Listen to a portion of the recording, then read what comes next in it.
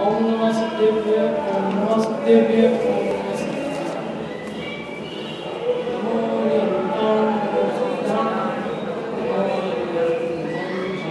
नमो संसां मंगलं भगवान् वीरो मंगलं गोपनीयः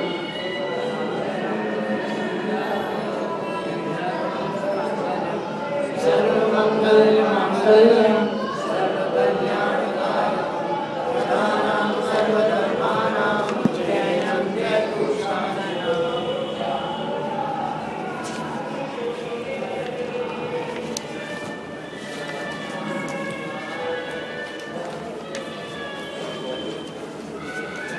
कल अपन ने द्रव्य किसे कहते हैं, द्रव्य कितने होते हैं इसकी चर्चा। किसे कहते हैं द्रव्य? द्रव्य किसे कहते हैं? गुणों के समूह को द्रव्य। द्रव्य कितने होते हैं? ये सही उत्तर नहीं है। द्रव्य कितने होते? 6। द्रव्य जाति अपेक्षा से 6 होते हैं। रोज ही उपसर्ग आते थे।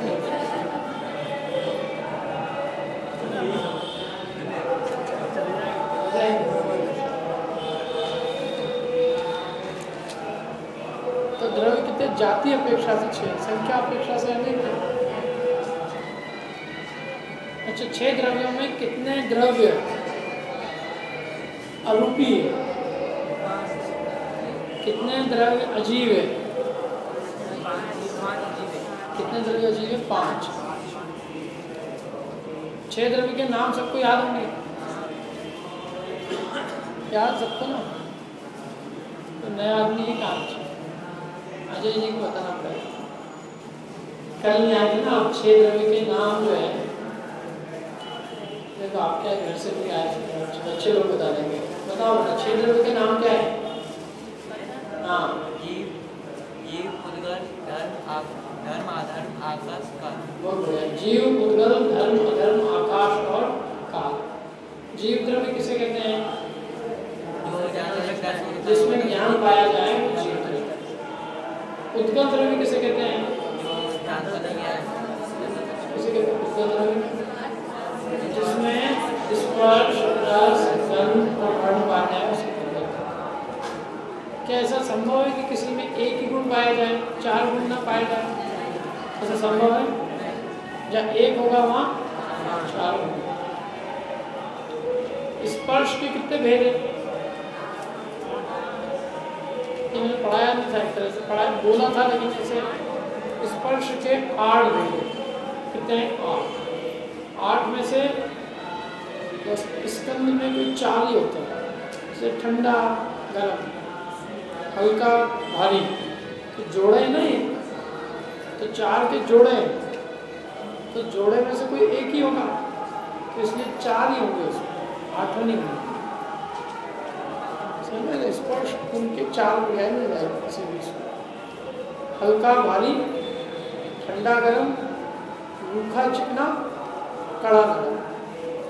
हल्का होगा तो भारी नहीं होगा, रूखा होगा तो चिकना नहीं होगा, कड़ा है तो नरम, ठंडा है तो गर्म।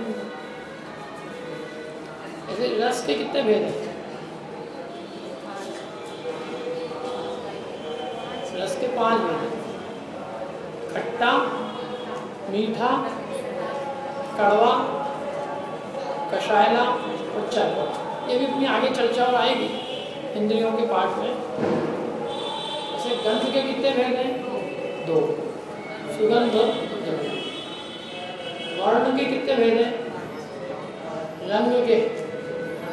जैन दर्शन में वर्ण के कितने भेद माने गए? 5। काला, नीला, पीला, लाल और सफेद। पंचरंग में झंडा होता है ना, काला, नीला, पीला, लाल, सफेद। 5 रंग माने। 5 से मिलके कितने और बन सकते हैं, लेकिन मूल रंग 5। तो जिसमें स्पर्श रसगंध वर्ण पाया जाए उसे उद्गल कहते हैं।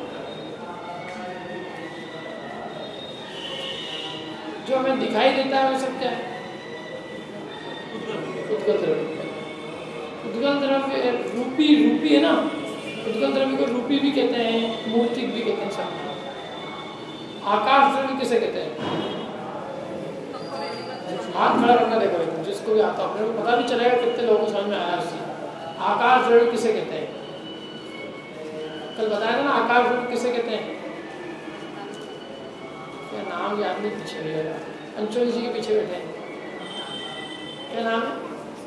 सुमित जी। हाँ बताओ आकाश द्रव्य किसे कहते हैं? कल नहीं आए थे क्या? अच्छा आपके पड़ोसी आए थे कल। हाँ आकाश द्रव्य किसे कहते हैं कल? चलो बताओ।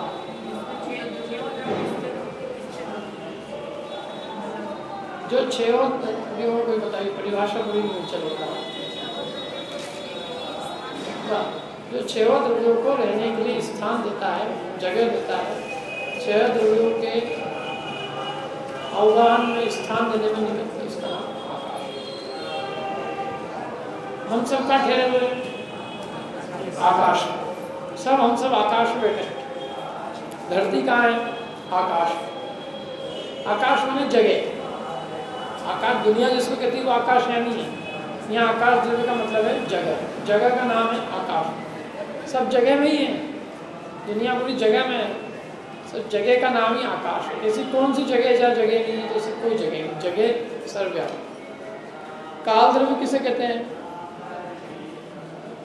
बताओ, हाथ खड़ा करते हैं। काल द्रव्य किसे कहते हैं? पीछे वाले लोगों को थोड़ा आगे बिठाना पड़ेगा मतलब कल से। तुमने हाथ खड़ा किया नहीं किया? काल किसे कहते हैं बताओ? काल द्रव्य किसे कहते हैं? चलो कोई बात नहीं, आप बताओ काल द्रव्य किसे कहते हैं? बताओ बंचली जी आगे। समस्त पदार्थों के परिणमन में परिवर्तन में, हाँ जो समस्त द्रव्यों को परिणमन में निमित्त हो। सीधी सरल भाषा है, छह द्रव्यों के परिणमन में निमित्त हो काल। परिणमन छह द्रव्यों का स्वभाव है। कल वो आज आए नहीं प्रीतेश जी, कल उन्होंने प्रश्न किया था कि अशुद्धता कैसे आती है? तो अशुद्धता परिवर्तन से नहीं आती। परिवर्तन अशुद्धता का कारण नहीं है। अशुद्धता का कारण परद्रव्य का संयोग है। अशुद्धता का कारण परिवर्तन नहीं है। परिवर्तन तो वस्तु का स्वभाव है। शुद्ध चीज में भी परिवर्तन होता है और अशुद्ध में भी परिवर्तन होता है। परिवर्तन वस्तु का स्वभाव है। परिवर्तन के कारण से अशुद्धता नहीं है। अशुद्धता का कारण दो द्रव्यों की मिलावट है।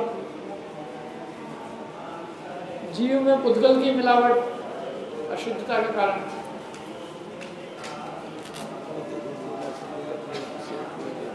हाँ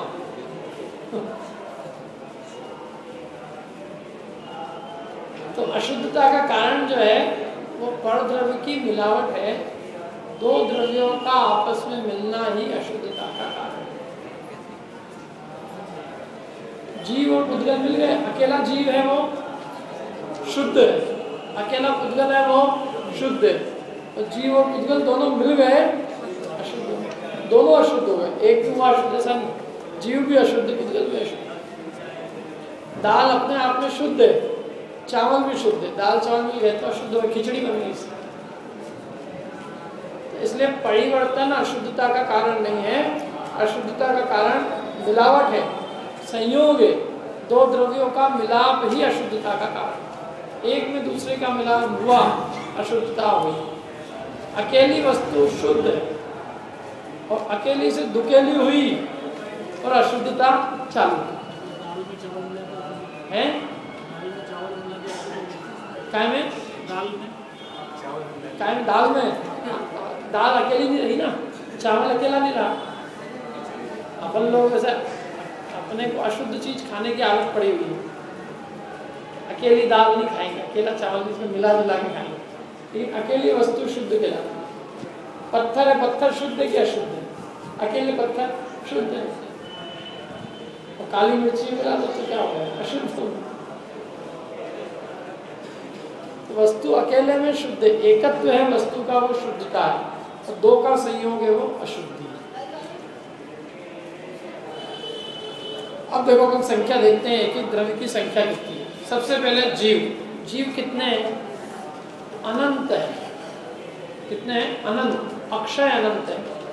अक्षय अनंत माने जीव राशि आप गिनते जाओ, अनंत जीव राशि में से एक एक निकालते जाओ, लेकिन कभी जीव राशि का क्षय आने वाला नहीं, अंत आने वाला। इतनी बड़ी जीव राशि, हर 6 महीने 8 साल में 608 जीव मोक्ष जाते हैं। तो लोग प्रश्न करते हैं ऐसे जाते जाएंगे मोक्ष तो एक दिन सारा संसार खाली हो जाएगा, संसार में कोई जीव बचेगा ही। जब कम होंगे तो कम होते होते समाप्त हो जाएंगे ना। कोई भी चीज कम होती है तो क्या होती है, एक दिन खत्म हो जाती है। यदि खर्चा होता जाएगा, आमदनी नहीं होगी, तो एक दिन क्या हो जाएगा, खत्म, दिवाली निकल जाएगा। ऐसे ही जीव राशि बढ़ती तो है नहीं, जो है संसारी जीव राशि नहीं तो बढ़ने वाली है, नहीं बढ़ती। अब जो संसारी जीव राशि है उसमें हर 6 महीने 8 साल में 608 जीव मोक्ष चले जाते हैं।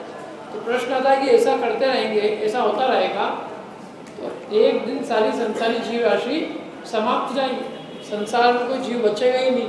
संसार में जीव नहीं बचेंगे तो संसार का ही अभाव हो जाएगा, एक दिन अकेला मोक्ष रहेगा। ऐसा संभव है? नहीं है। उसका कारण ये है कि जीव राशि इतनी है, अक्षय अनंत है।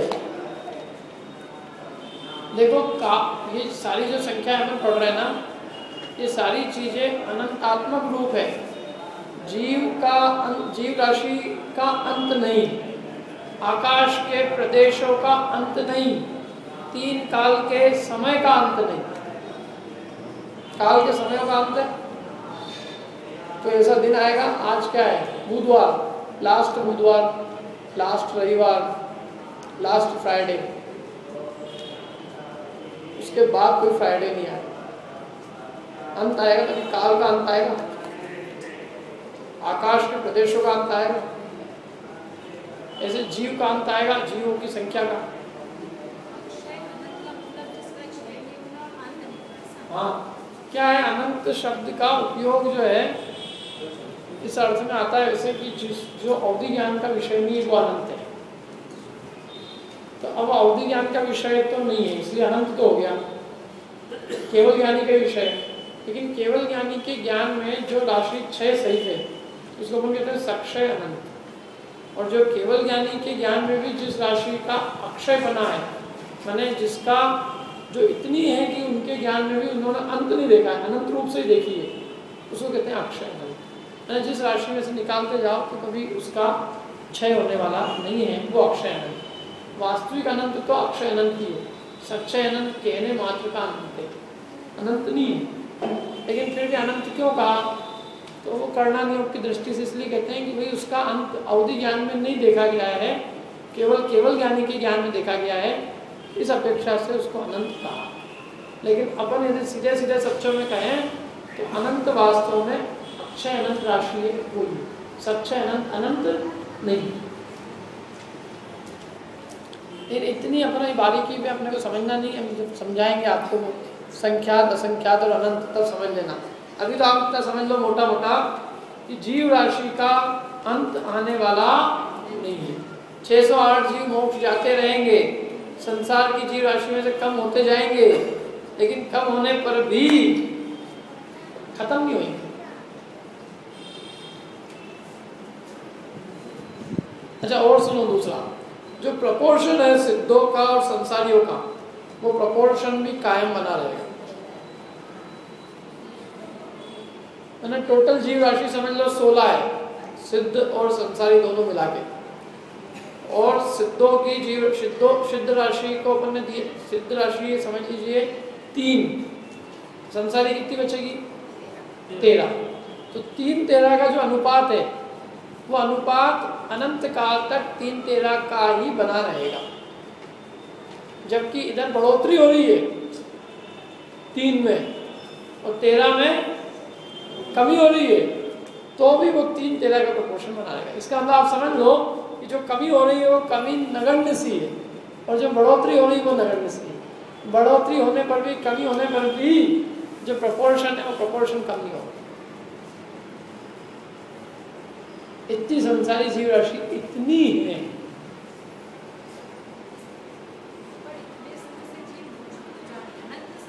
अक्षय अनंत काल से जा रहे हैं, और अक्षय अनंत काल तक जाते रहेंगे।